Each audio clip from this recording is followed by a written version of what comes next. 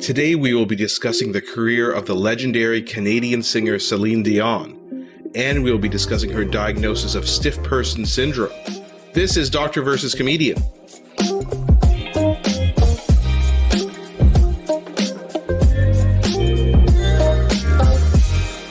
I'm Dr. Asif Doja, and this is the Doctor of Laughs. Still not a real doctor. Ali Hassan. Every episode I pick a topic for Ali from comedy and entertainment, and I question him about it. Then Ali picks a topic from medicine and health and grills me on that topic. Today we will discuss the career of singer Celine Dion. Celine recently disclosed to the world her diagnosis of stiff person syndrome, and in our second half, we will discuss this mysterious neurologic disease. And as a bonus, it's 2023. Asif Doja will be singing. Was it 3 or 4 Celine Dion songs? I think we decided on 0. Oh, New Year, same Asif. But Happy New Year, Ali. We're in 2023 now.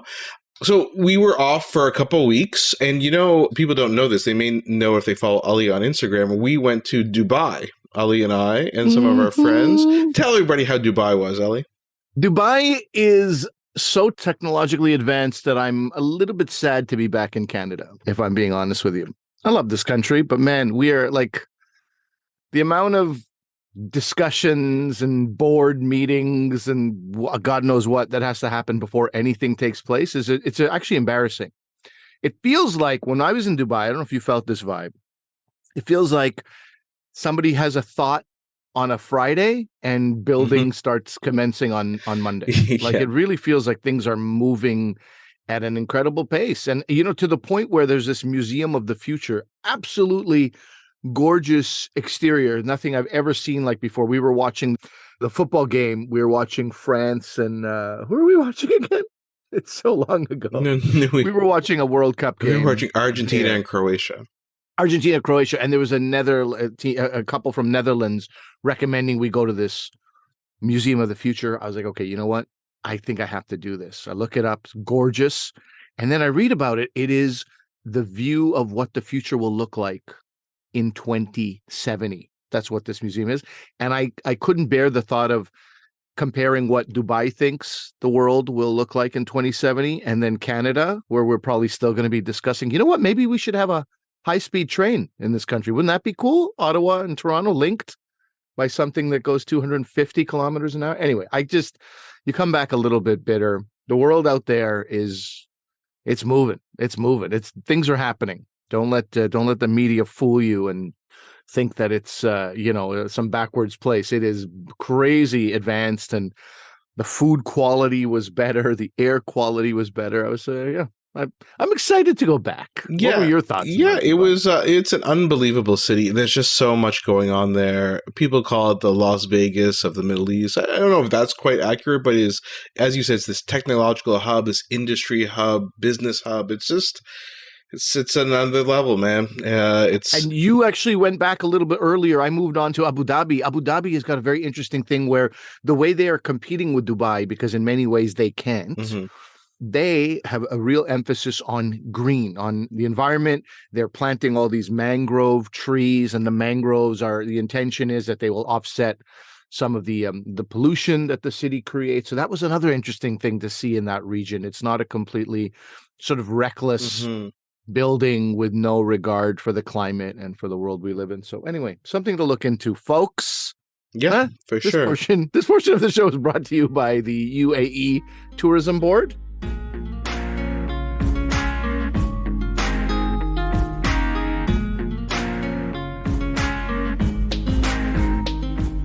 Okay, Ali, so Celine Dion has been in the news lately because of this diagnosis of stiff person syndrome. We'll talk about that in our second half. But I thought for the first half, we should just talk about Celine Dion, a Canadian icon.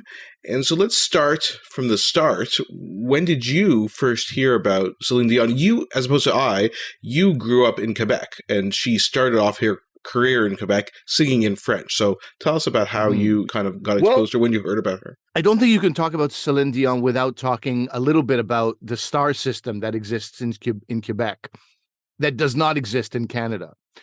I think with her talent, she would have still made it huge if she was Canadian, but it would have been a longer road and more of a Like if struggle. she was And grew up in the rest of Canada, not in Quebec, is what you mean? exactly right. Because she's Exactly. I mean, look, Canadian, but somebody might yeah, right now. Somebody might be, well, Shania Twain yeah, is yeah, an yeah, example of yeah. somebody who's although Shania Twain made it big in Nashville, right? She got this American sign off, and only then do Canadians go, oh, I guess Shania is good, So Canada, again, this is like a real taking a huge crap on Canada episode so far. That's not the intention.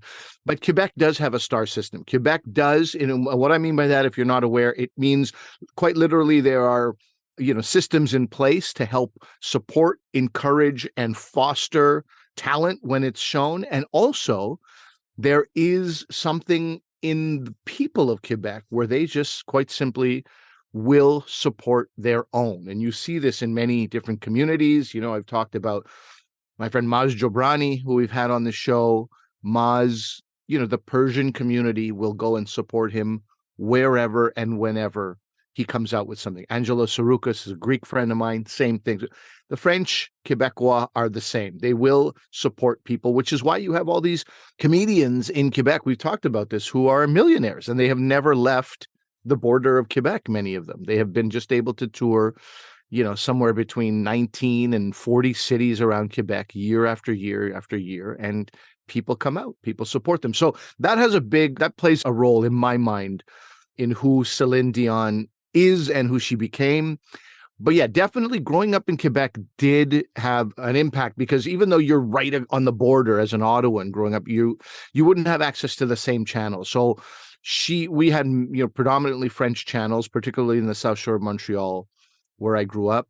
As a young kid, she started when she was not even a teenager quite yet. So she was like, think of in Canada, maybe like a Nikki Yanofsky or some young kid singing an anthem, and people go, oh, that's interesting. We should keep an eye on her. This was that on steroids. She was really something special from a young age. So it was at age 12, she apparently wrote her first song. And then her mother and one of her brothers sent this song to René Angélil. People will know that name if they know Celine Dion. We'll talk about René in a little while, but René was a big deal. He was already managing the career of Ginette Renault. If you know Quebec songstresses, singers, I believe is the word I'm looking for. If you know Quebec music, Ginette Renault is a big, big deal. Legendary. Yeah. Legendary, and also a legend in the Dion family as well. So the mother believed in her daughter so much, she was like, I'm just going to send your cassette to one of the best impresarios, agents that exist in Quebec. And she sent it to René Angélil.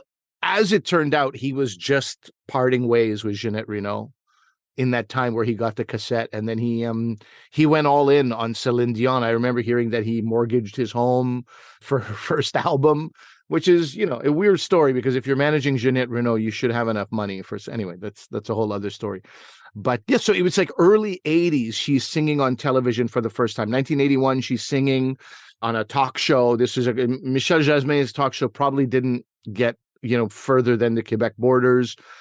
Quebecers are immediately in love with her. Then she's singing, just a few years later, she's singing in France. We got TV5, we got a number of French channels. So it's like, oh, that's our Celine Dion singing in France. So she was promoted from the beginning. And early 80s, she would have been, if she's born in 1968, she would have been, just between the ages of 12 and 15. And she was all over the world. She was getting these Felix Awards, which is recognize the best in Quebecois music. She sang for the Pope in 1984 at the Olympic Stadium in Montreal. 60,000 people watched her sing her song Une Colombe in front of Pope John Paul II. Right? Those are like the things that are happening in Quebec. She's then opening for another singer, Patrick Sébastien, in Paris. She's touring. It's a big deal. In Quebec, you're talking about this. You're hearing about this. This is in the news. This is in the newspapers, because it's like, look, our hometown gal has gone on to like travel here and there. And then late 80s, she won a Eurovision contest, the Eurovision contest. Yeah. And that would have been hundreds of millions of TV viewers that watched her win that contest in Dublin. So the 80s was watching in Quebec this young kid become something locally and then immediately go global and then become, a household sort of force to be reckoned with. The 80s were insane watching Celine Dion from the vantage point of a Quebecer. That's so interesting because I never heard about her from the Quebec side when she was singing mainly in French. And then I heard when she was like 18, I think it was Renee being very, not thoughtful, that's not the right word, strategic is the word I'm looking for, about her career, and thought she has the ability to be a crossover star. And people maybe not appreciate this. There's not that many crossover stars who become big in Quebec, singing in French, and cross over to the rest of Canada. It's actually quite rare. We can probably list a handful of them. Rock Voisin, Mitsu, like there are a couple that did it, especially in the 80s, but there's not a ton of them. And a lot of Quebec bands, they just record in English, right? There's Simple Plan and a lot of these bands who just say, yeah, I'm from Quebec, but I'm just going to record in English. So this was very interesting. I guess when she was around 18, she kind of left the spotlight in Quebec for a bit, learned English, like tried to polish up her English. And I heard, I don't know if this is true, I heard she got dental surgery to improve her appearance, and then comes out with this album Unison in 1990. That's when I heard about her, because that's her big hit from that is Where Does My Heart Beat Now? I think everybody knows this song. And that's when I first heard about her. That kind of, and she became popular in not just Canada, but the rest of the English-speaking world. Oh, that's interesting. See, so we, as Quebecers, we had a full decade of knowing who Celine Dion was before you heard about. And yeah, of course, if you didn't hear about her in 1990, if you were around, then that would have been, you're living in a cave, right? 1990 was also when she was on The Tonight Show, and Jay Leno was like, publicly, again, another person who was like, I predict you will go on to have an extraordinary career. Well, I mean, it doesn't take a prophet at that point to see that, but yeah, she was, as I said, winning Felix Awards, winning Juno Awards. She won Album of the Year, Female Vocalist of the Year, I think in that same time in 1990. And then, of course, 91, Beauty and the Beast with Peabo Bryson. I mean, huge song. It won Best Song at the Academy Awards, won Grammys. I mean, that, I think, solidified her as this breakout star. Interestingly, in 91, you mentioned the Felix Awards. She won English Artist of the Year, which is a bit of a kind of the Quebec voters saying, yeah, you know what? You're not actually French. You're now singing in English. So I guess she openly declined that award. She rejected it. Smart strategic move. Speaking of strategic, you don't want to lose the foundation that, the people who built you. You don't want to lose your foundation there. I think that's very smart, because you're not going to lose Canada. Yeah, you're not going to lose but you might lose the rest of the world by accepting that award, right? Yeah. So, yeah. Very interesting, yeah. Yeah. So, I mean, we don't have to go through her whole discography and, her life in chronological order. We can highlight a couple things, but when you think about her songs, Power of Love, It's All Coming Back to Me Now, Because You Love Me, these are like classic songs. She's so famous. Stone Cold Bangers? Are we going to use the term Stone Cold Bangers? There we go. We will. And then in 97, My Heart Will Go On. That's like her signature song. What else can you say about that song? It was like #1 across the world. The only thing you can do is you can sing it. I will not. You see the listeners drop off precipitously when that happens. Yes, exactly. She is and became this icon. If you see someone, if I showed you a video of somebody, and I turned off the music, like the volume, and it's someone singing to, their heart out and beating their chest with their fist, you'd be like, oh, that's someone doing a Celine Dion impression, right? It's just, there is a certain way that she carries herself and sings that everybody around the world knows. So anyway, maybe we'll just talk about a couple interesting things about her life, a couple interesting things that I found. Did you know that she had this dispute with the National Enquirer in 2000? They published a false story about her saying she's pregnant with twins, her and her husband, who, I guess we didn't mention that. We should probably just take a detour. It's like she married her manager, Renee, right? And yeah, I mean, that was, it's a classic, it's none of our business story, but, people make it our business. People make it their own business to be part of Celine's life. It was, he'd known her since she was 12, right? As I mentioned.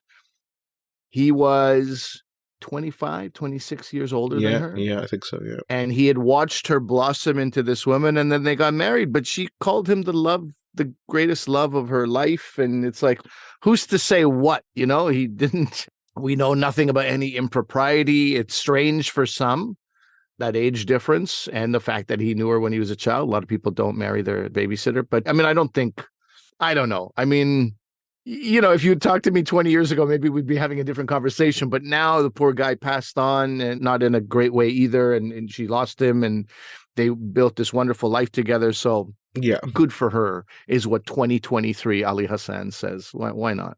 So getting back to this story, this is 2000, so we're going back quite a ways. The National Enquirer published this story about her being pregnant with twins, and she was not. But they did have twins, though. She did, but much later. She had twins many, many years later. What? National Enquirer was like, we can see the future. Yeah, Don't you exactly. see the value of the Enquirer? It was like 10 years later she had twins with Renee.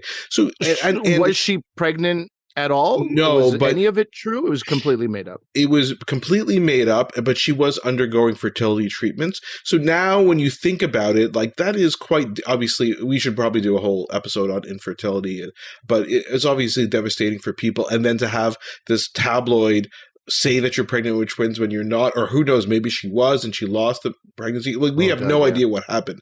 So she was so upset. She sued them for $20 million and won, and she got an apology and a full retraction. And she just donated the money to the American Cancer Society. She didn't keep it.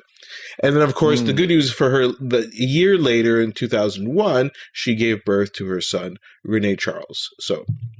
And then, like I said, which also highlights something else in that story. It highlights her character. Like a lot of fun has been made of Celine Dion just because she is so like incredibly earnest the way she sings. And it's like somebody who takes herself quite seriously, but that's also why she is as successful as she is and has been. But there's nothing bad that Celine Dion has ever done. Like she's actually a wonderful, decent person, and suing the tabloids is not a bad thing. Well within your rights to do it. But then donating the money to the Cancer Society. I mean, I don't know. I think it's worth mentioning what a sweetheart of a woman she is and always has been as well. And you were mentioning she got that surgery. What I had read was, I don't remember this, but she had her teeth. What are they called? These ones here. The canines. Well, they're called canines. Were quite pronounced.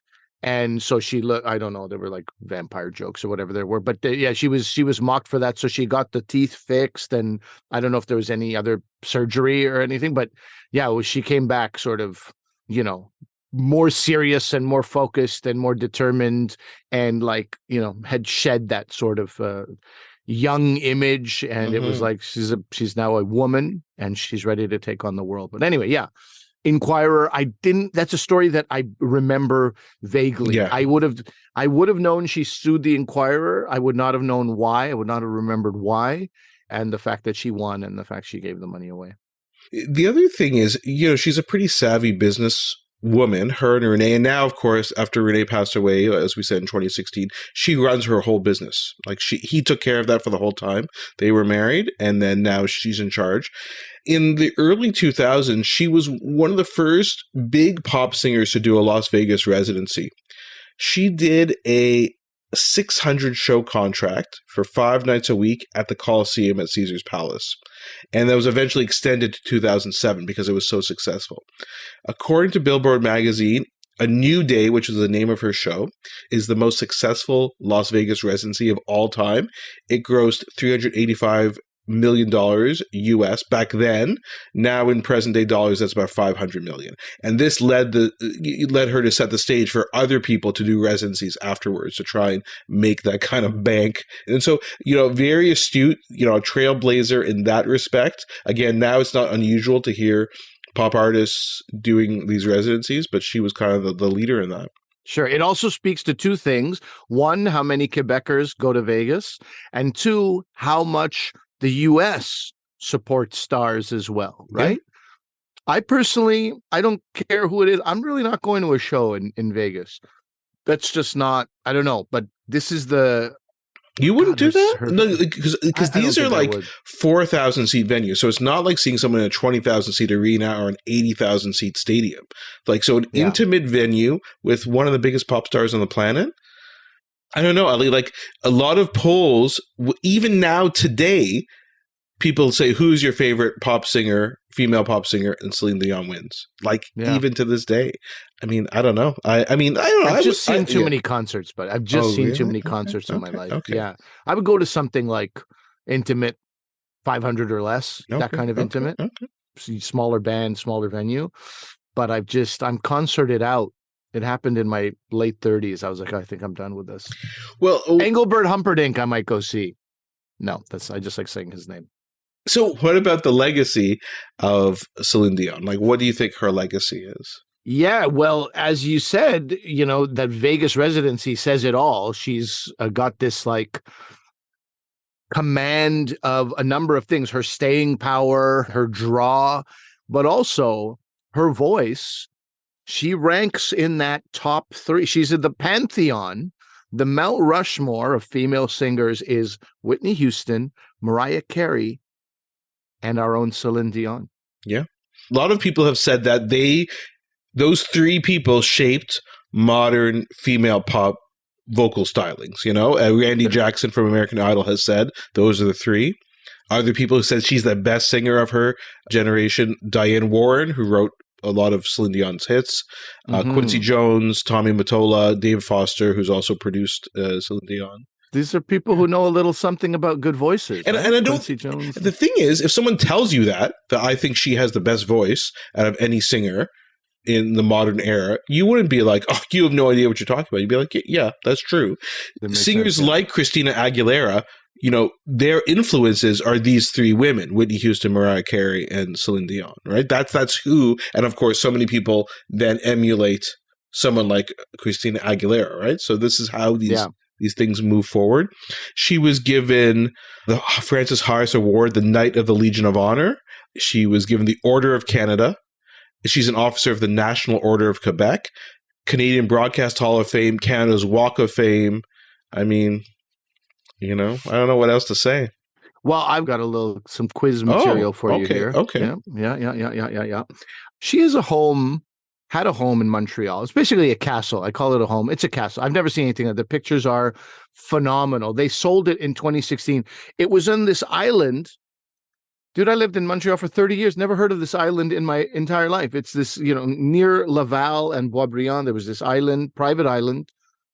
Her home, I encourage people to go look this up. I mean, it's really like you could film anything that is in a castle. You could film Batman. You could film, Game of Thrones there. You could film anything that is in an insane estate. How much did Montreal real estate 2016, quite low. How much did her home sell for? Asif? 15 million?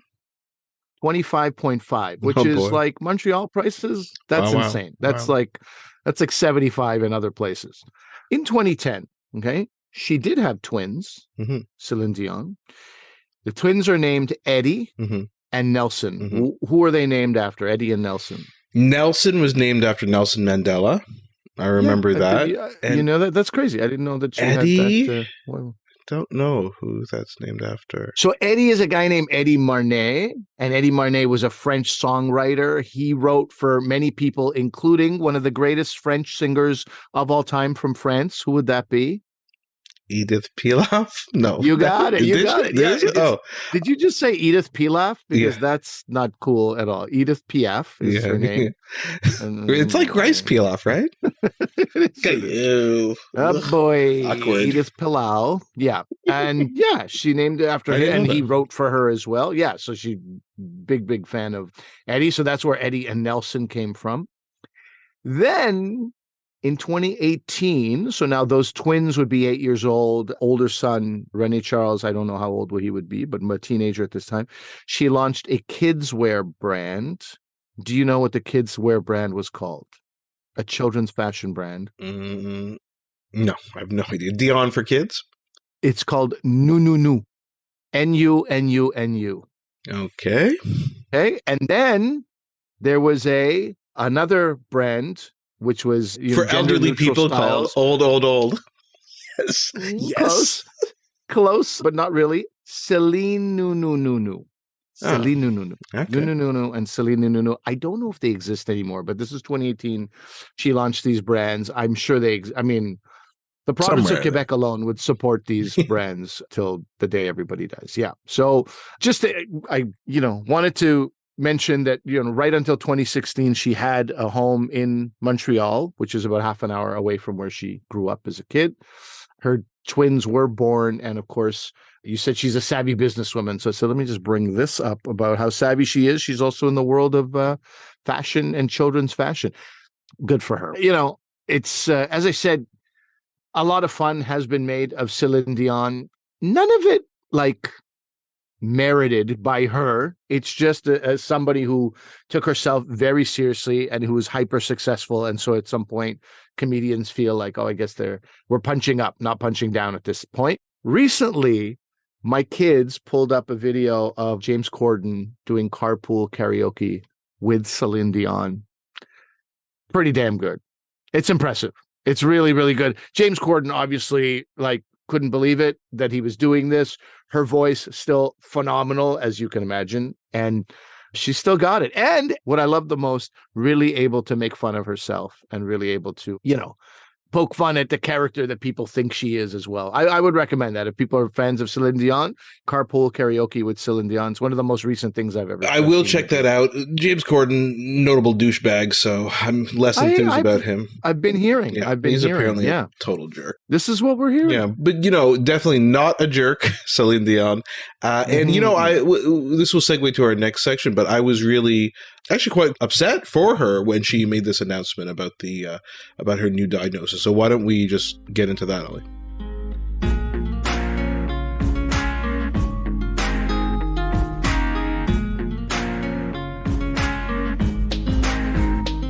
Okay, first things first, this condition is called stiff person syndrome. I mean, this is like a gift to comedians, unfortunately. There's got to be another name for this condition.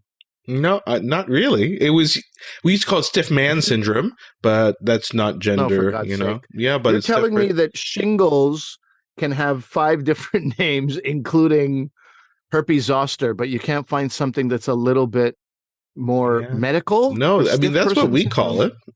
Oh, boy. Okay. Well, that's unfortunate for all parties involved, especially someone like Celine, who has already had, many things, lots of fun made of her since she was a young person.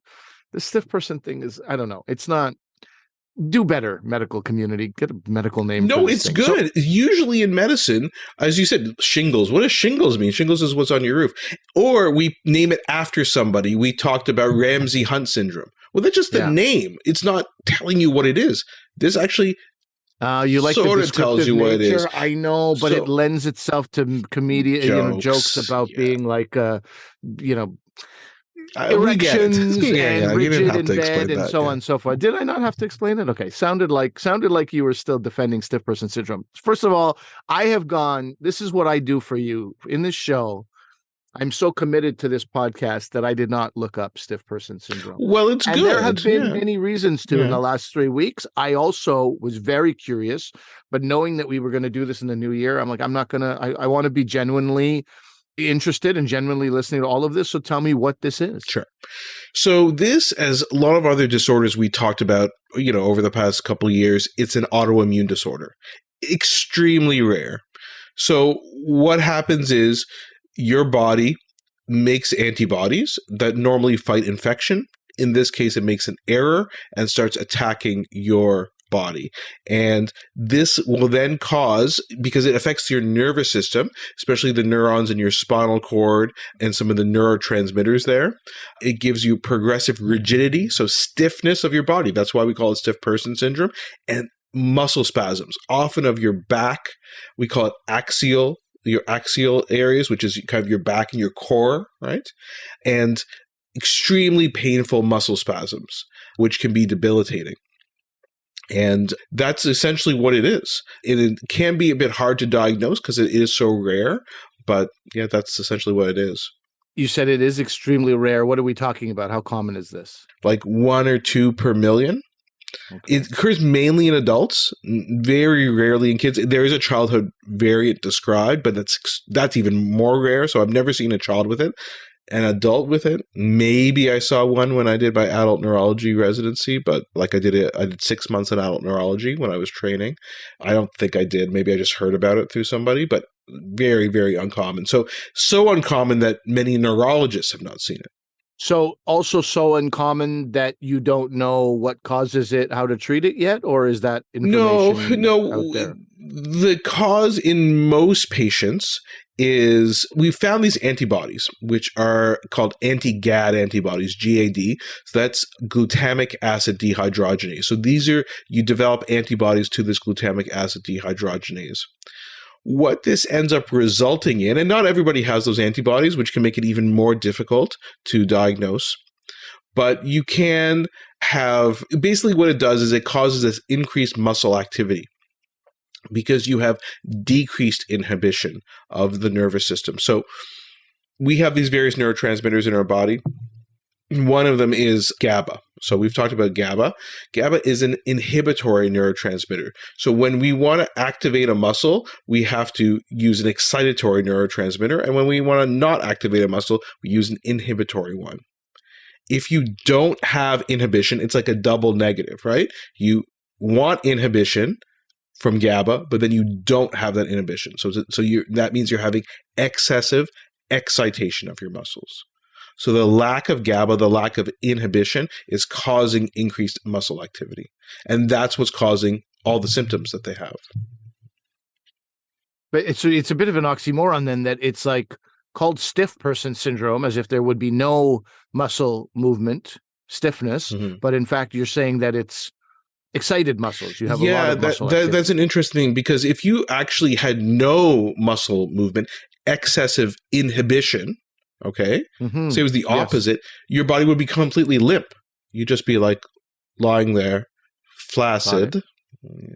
But this is the opposite, right? So this is increased excitation. So imagine you activating all your muscles at the same time, right? That's what you see with the symptoms. So you first start with just intermittent, stiff and aching muscles, especially in your back, your spine. And then it progresses to what we call our proximal limb muscles. So proximal means closer to your core, hips, shoulders.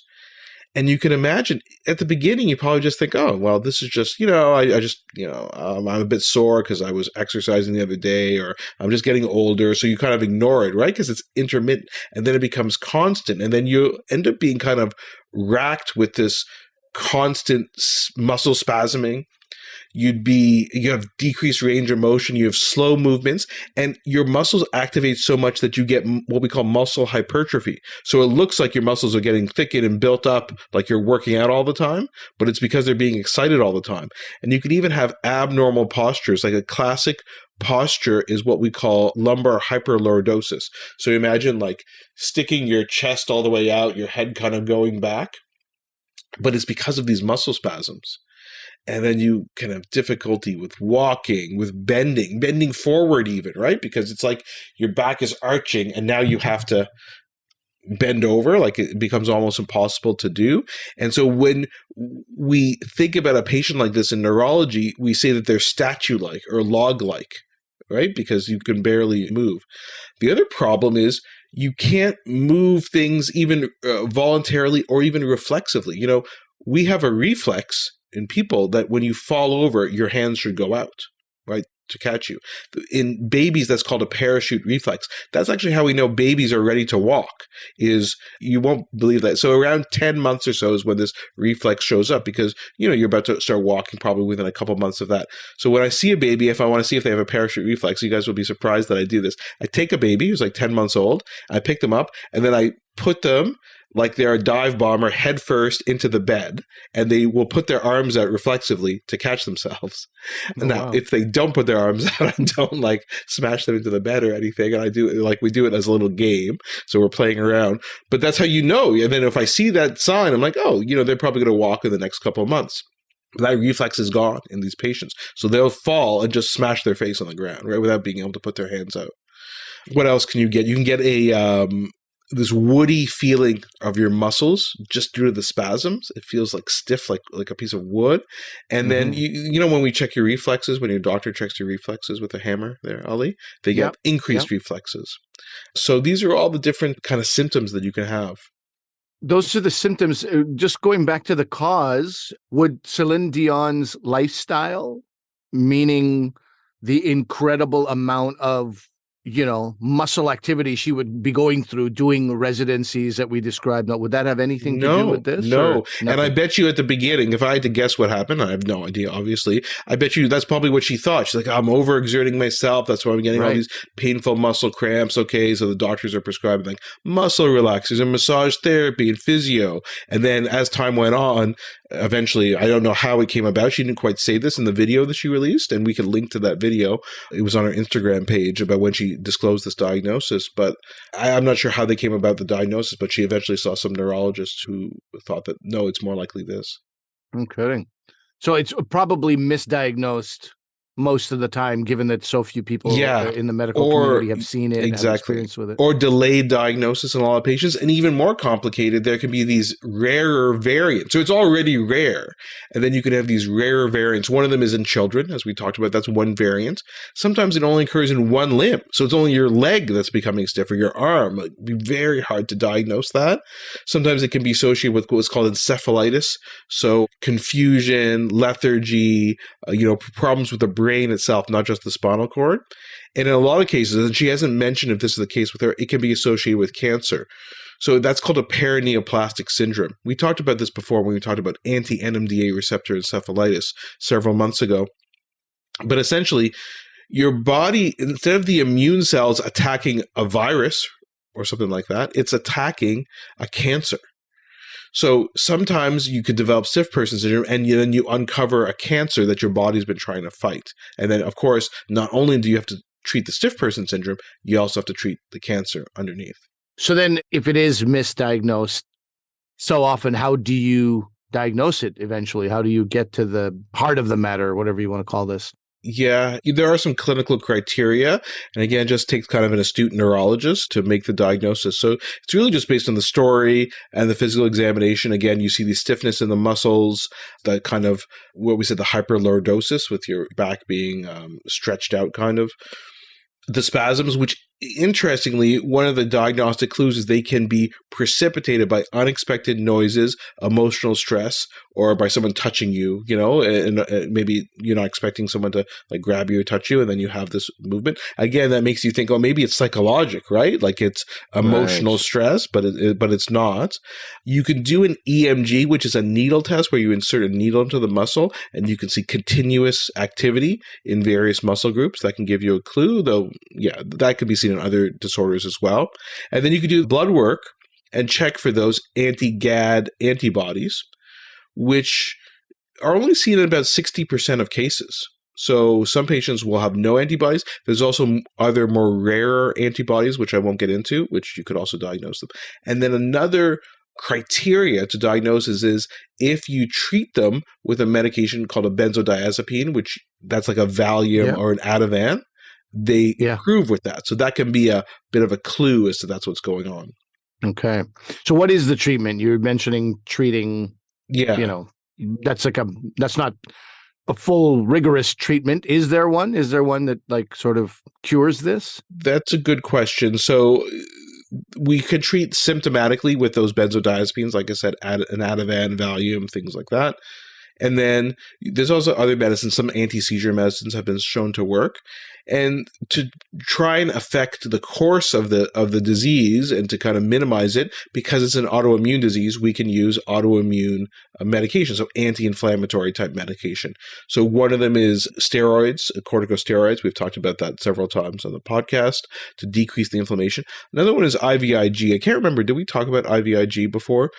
I couldn't tell you. IVIG, I don't think we did. So IVIG is when people donate blood, they donate not just their blood, but the antibodies that are circulating in their blood. So those antibodies can be separated out and put into a separate thing. And when you look at it, you hang it on an IV, it just looks like clear. It's like a clear fluid. And you can give people those antibodies, and that's called IVIG. It's intravenous immune globulin. And we we use definitely that. have not talked about that. Yeah, and so we use it a lot in various disorders, and you can use that to, well, no one actually knows how IVIG works in immune disorders. The way I explain it to patients, which is not true, but this is the way I explain it. You're giving people all these antibodies, and they're mopping up the bad antibodies and getting rid of them. That's the way I explain it. That's not actually how it works, but that's the way I conceptualize it. So that's another thing you can do. What you were asking about prognosis and what, can you affect the long-term course? So it is a chronic disorder that most people have to live with for years often. It does fluctuate, sometimes worse, sometimes better, and it can progress over time. But usually if you have the classic form, it does respond to those treatments we talked about and can stabilize over time. But up to 65% of people cannot independently perform their daily activities because of the stiffness or the falls that we talked about. Or sometimes it's just this fear and anxiety of doing something that's going to trigger the spasms. Right? So you just paralyzed with fear, not paralyzed because of the stiff person syndrome, but paralyzed because you think you might not be able to go about your daily life, really difficult. And then, unfortunately, about 10%, which is quite high, can have what's called paroxysmal autonomic dysfunction. Autonomic dysfunction is our nervous system that controls our heart rate, blood pressure. So you can have spikes in your blood pressure, spikes in your heart rate, or lowering of your heart rate, or lowering of your blood pressure. And sometimes if your heart rate goes so low, you could have just sudden death. So that's like in 10% of patients. So what was in her video, again, another thing I didn't watch in preparation for this, what is her feeling about how things are going to go? Is it sort of a big question mark for her? She doesn't know. She only knows that it's taking her out of touring and performing. Yeah, I mean, she did kind of reassure her fans about having a team of doctors who's actively working on it.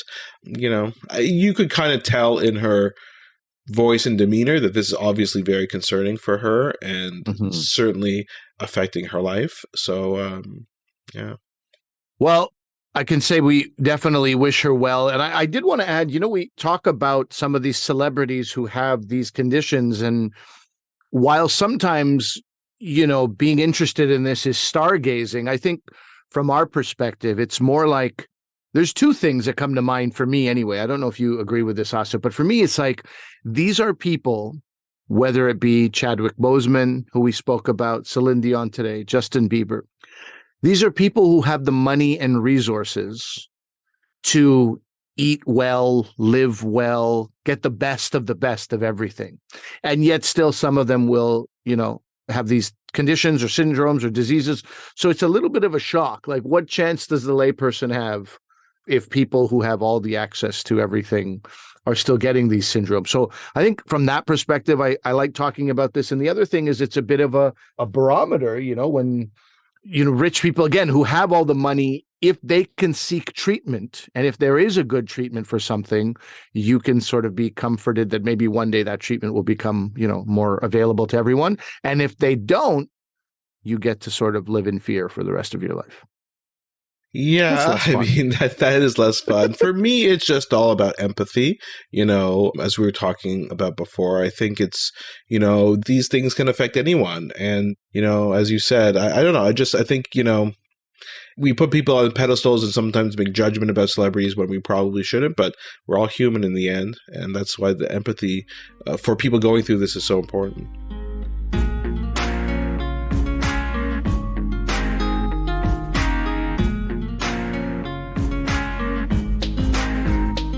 So that's our show for today. Let us know what you guys thought about it. Obviously a concerning diagnosis for Celine Dion, and she really is a legend, not just in Quebec, not just in Canada, but around the world. Let us know what you guys thought about it. Reach out to us, Dr. V Comedian, on Twitter, Facebook, Instagram, not TikTok, at drvcomedian@gmail.com. Let us know what you guys thought about the episode, maybe some suggestions for future episodes. Ali, anything to mention in the new year? Sure. Yeah, in the month of, this is for our Canadian listeners, in the month of January, I'll be touring 10 cities in Ontario. In March and April, I head west and I'll be touring the prairies and Western Canada And we'll talk more about that as those dates approach, maybe more in February. I'll give you the exact dates. You can find the information about my tour on my website, standupali.com. And Canada Reads is coming up. We are going to announce very soon what the long list is. Before the end of January, around the 25th or 26th, we will have the short list of books, and that will give you 2 months, two whole months to read 5 books, which I fully expect you to do, Asif Doja. Well, we'll see This about is your that. year, buddy. This is your year to read a book other than mine. We'll see about that. That is to be determined. But remember that although I'm a doctor, I'm not your doctor. Medical issues we talk about are for your interest and information only, and they're not medical advice. Please consult your medical professionals for actual medical advice. Thanks for listening. See ya.